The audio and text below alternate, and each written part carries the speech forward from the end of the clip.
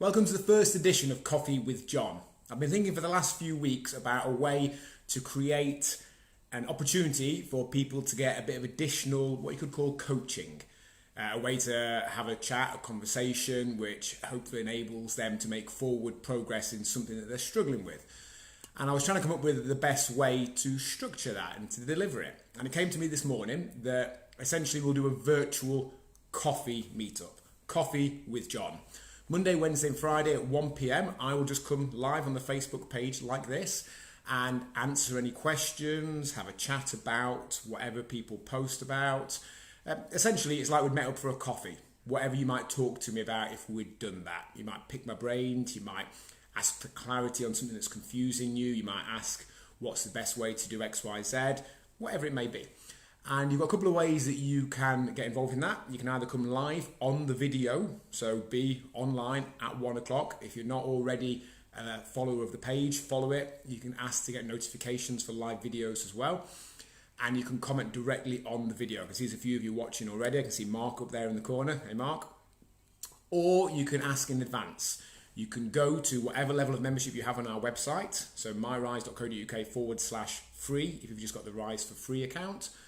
/home if you're on the Rise for Home membership, or /members if you're on the Rise Together program. And you can ask in advance on there any questions you've got. And again, the idea is it's a bit informal. I've not gone down into my little converted basement area where I've got a virtual backdrop and filmed this on my laptop like I normally would do for a video. I'm actually filming it just in my kitchen, and I literally have a coffee here in front of me. This time my coffee is in Isabel, my stepdaughter's mug that her school produced when she was in year 3. So 3 years ago, we've got this for Christmas. I've got 3 things that have been brought up already that I'm going to talk about now. If you guys who are watching live, there's several of you on now, have got anything else that you want to ask my thoughts on, check, again, whatever you might say if we're having an actual coffee, then feel free to post that now. I'll come to that later. These videos will obviously be still available on catch up later on after 1 p.m. after we've gone live, and also they'll be available on the podcast shortly after it's finished. If you've not seen the podcast before, just go to myrise.co.uk/podcast, where you can get audio versions of our daily blogs, our daily videos, and now this 3 times a week Coffee with John. So the first thing I was going to talk about was something that's come up a few times in conversation and has been a directly replied thing to the email I sent out this morning, and that's the whole mindset, the thought process of, I know what I need to do, I just need to do it. And that's very often the reply we get when we talk to people about what they're struggling with, about what maybe we could coach them on a little bit, about what maybe we could find a bit of a better approach to. They'll just say, I know what I need to do, I just need to do it. And they're kind of right. They know what could get them that result, that is true.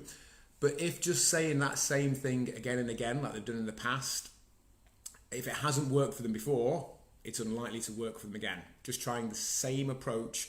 Einstein once said that the definition of insanity is doing the same thing and expecting a different result.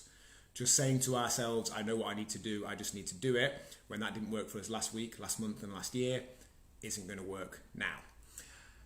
And there's 2 things that you could sort of pick apart with that thought process and show how it's not maybe the ideal thought process for us.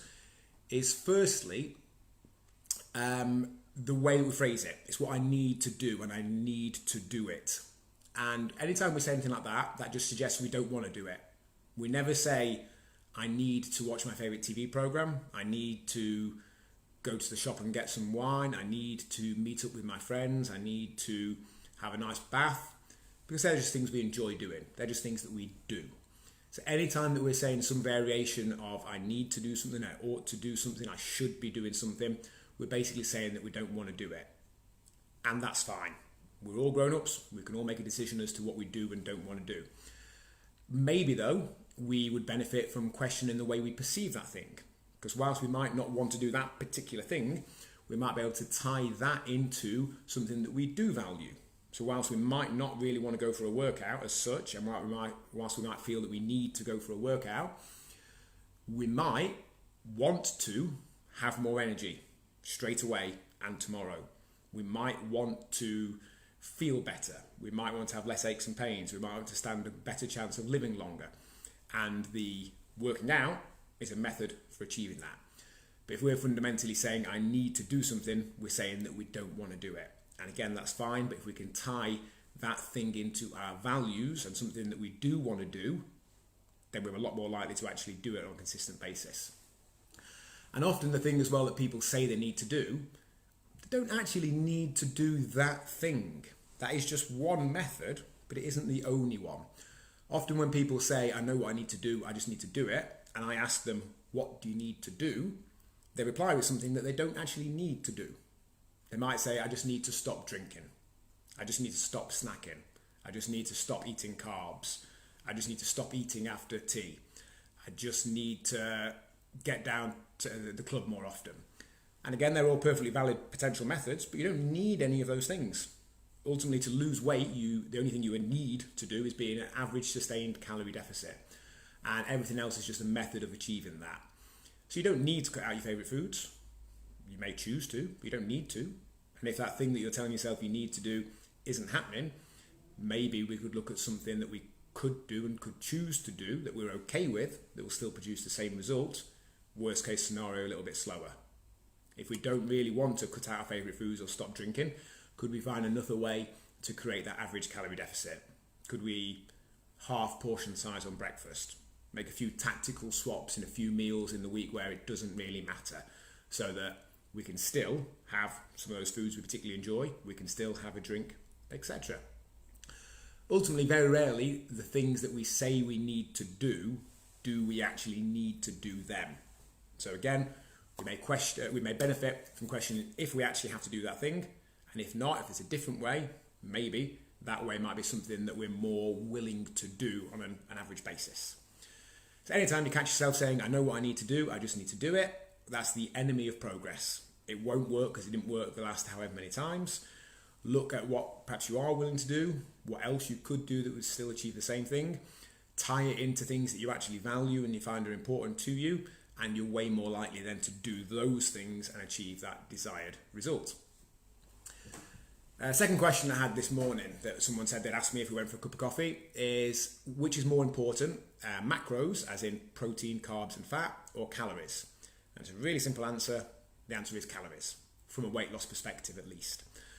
Ultimately, balancing, if you call it that, your macros, your proteins, fats and carbs as a ratio of energy intake is for most people just a way to create a manageable deficit if they're looking to lose weight.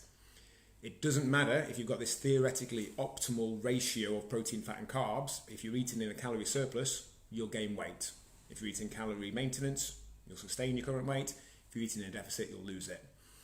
Conversely, you could eat 100% of your calories from one of those macros. So you could eat just sugar or just lard or just tins of tuna. And if you're in a calorie deficit, you'd lose weight.